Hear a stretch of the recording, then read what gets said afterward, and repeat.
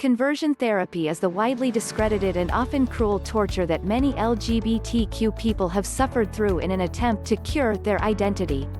The pseudo-scientific practice has a destructive effect on people's lives from a very early age, says international LGBTQ organization ILGA World.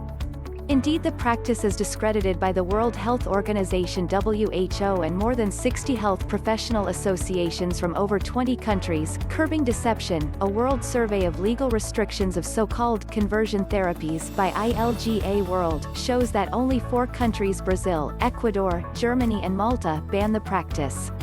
While another 4 countries, the US, Canada, Australia and Spain, have regional laws preventing the practice in some parts of the country. There are 5 countries, Argentina, Uruguay, Samoa, Fiji and Naura, that also have indirect bans.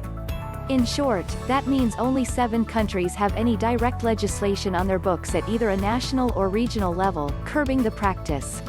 ILGA's report notes that throughout the 20th century so-called conversion therapy has seen people undergo brutal and inhumane techniques to change people's sexual orientation, gender identity and gender expression.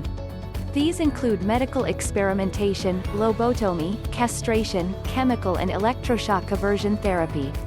ILGA has drawn attention to the report with an updated toolkit, as the UK prepares to debate the matter in Parliament 2 years after the government pledged to ban the practice.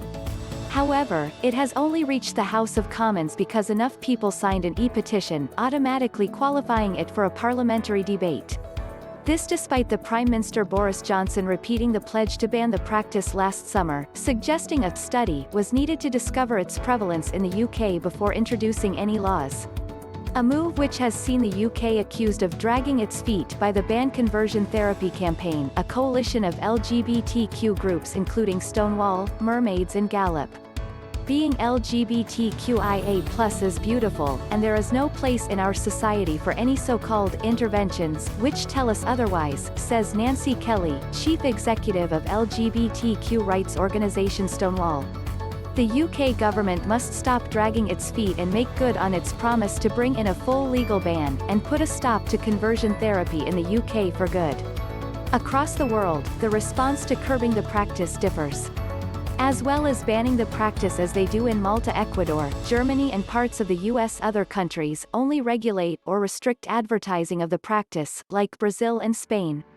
But one dominant trend is that religion plays a big part in its prevalence across the world. Our research shows that today, the main driving forces behind these harmful practices are religious leaders and prejudice.